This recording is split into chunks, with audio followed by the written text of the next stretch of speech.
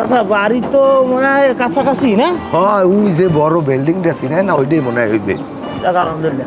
চাচা গাড়ি তো আল্লাহ দিলে ঢাকা শহর বিশাল একটা গাড়ি লই নামছেন, এখন জীবনের নিরাপত্তার দরকার আছে বুঝছেন। জিজ্ঞেস করেন আপনার কি নিরাপত্তা? নিরাপত্তা হইতেছে একটা ইন্স্যুরেন্স যদি আপনার থাকে তাইলে কিন্তু আপনি সারা জীবনের জন্য সেভ। আল্লাহ না করুক আপনি মরে গেছেন অ্যাক্সিডেন্ট করিয়া, তাই ইন্স্যুরেন্সটা থাকলে আপনার পরিবার সেভ। মরিয়ে যাই আমি কয় বড় বইও শান্তি পাইবে। এইটাই হ্যালো গাইস, এই যে পিছনে যে 15 তলা বিল্ডিংটা দেখতে আছেন, এইটার 8 তলায় আমার মামায় থাকে। 3টে বেডরুম, ভিতরে বিভিন্ন মানে ভিআইপি কায়দা সব দেখাবো পর্যায়ক্রমে। বিস্তারিত সামনের ব্লগে সব পাবেন, প্রত্যেক রুম, পাকের ঘর, বাথরুম থেকে শুরু করিয়া সব দেখাবো পরবর্তী ব্লগে।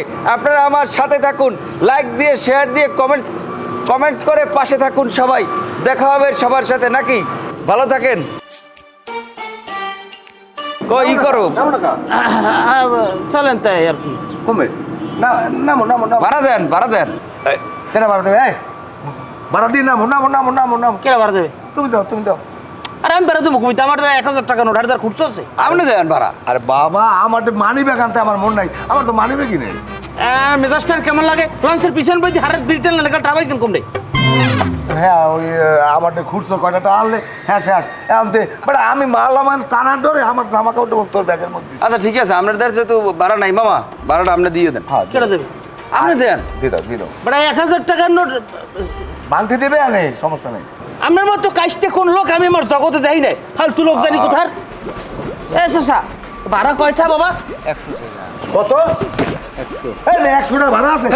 রিক্সাওয়ালাগুলোকে আপনি ভাড়া লাগে ই করেন কেন? যে কয় টাকা চাইবে দিয়ে দেবেন, সমস্যা নেই। চাচা 10 টাকা দেন বাবা। আরে 10 টাকা লাগবে না। নেই। নাও।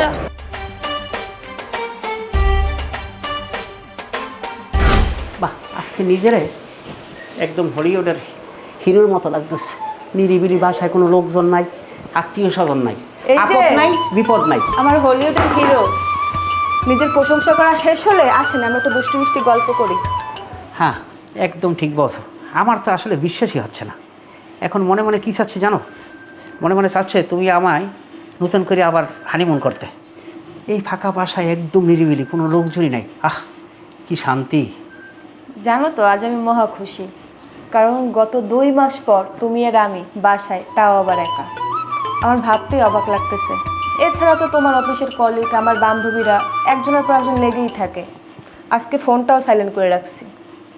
এই শোনো না, তুমি আজ আমাকে একটা গান শোনাবে? ওই যে আমাদের বিয়ের সময় শুনিয়েছিলে ওইটা। গান? না, আজকে তো মহাকাব্য হবে। ও আচ্ছা, তুমি গান শুনতে চাইছো না? রিমি তুমি যে আমার, তুমি যে আমার। এই কিটা আবার অসময়ে কলিং বেল টাপে? এই ময়লা আলা নাকি? ওই সারা এতবার বলছি যে তুই আজকে ময়লা নিতে, ময়লা দিব না, তারপর আইয়া কলিং বেল চাপতেছে, মেজাজটা যায় গরম হইয়া। ময়লাওয়ালা? কই, ময়লাওয়ালা তো এভাবে বেল বাজায় না। মনে হইতেছে কেউ দরজা ভেঙে ফেলতে